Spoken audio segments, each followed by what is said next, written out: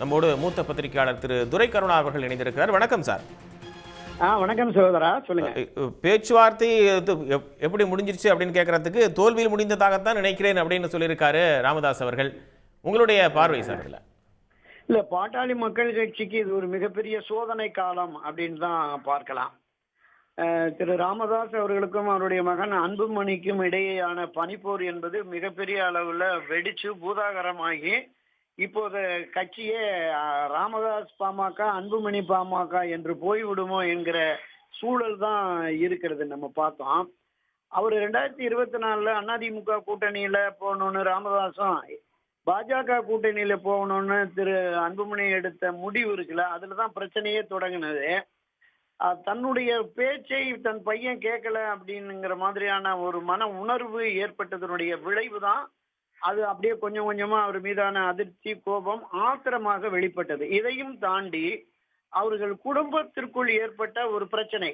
அவரே சொன்னார்ல, 2 பேரும் மகனும் மருமகளும் கதறி அழுதாங்க, காலை பிடிச்சாங்க, அவன் அம்மா மேலேயே பாட்டில விஷனம் அப்படின்னு சொல்லிட்டு, அப்ப குடும்பத்துல ஏதோ மிகப்பெரிய அளவுல ஒரு சிக்கல் உருவாகி, இந்த சிக்கலுடைய விளைவாக அன்புமணியின் முக்கியத்துவத்தை குறைக்க வேண்டும் என்று திரு ராமதாஸ் கருதி அவர் பொதுவெளியில எல்லாத்தையும் போட்டு உடைச்சிட்டாரு.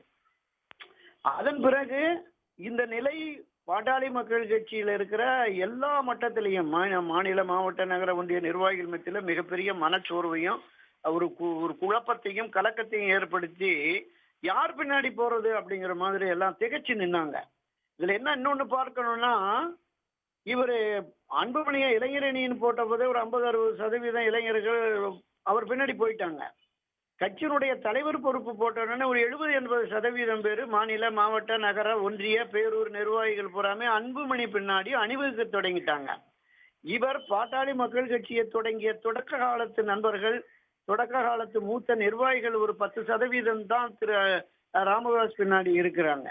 ஸோ இந்த சூழல்ல இவர் நானே தான் எல்லாம், நானே நிறுவன தலைவர், நானே தலைவர், எல்லா முடிவும் நானே எடுப்பேன், இனி நானா அவனா பார்த்துருவோம் அப்படிங்கிற மாதிரி போற போக்கு இருக்குல்ல, அது தமிழ்நாடு அரசியல் களத்துல பாட்டாளி மக்கள் கட்சிக்கு இருக்கிற முக்கியத்துவத்தை, அதனுடைய அந்த தனித்தன்மையை சுத்தமா குறைச்சிடும் அப்படிங்கிறது தான் என்னோட பார்வை சகோதரா. நன்றி சார், இணைந்து உங்களுடைய கருத்துக்களை பகிர்ந்து கொண்டமைக்காக. நன்றி நன்றி நன்றி. உடனுக்குடன் செய்திகளை தெரிந்து கொள்ள சன் நியூஸ் பெல் ஐகானை கிளிக் பண்ணுங்க.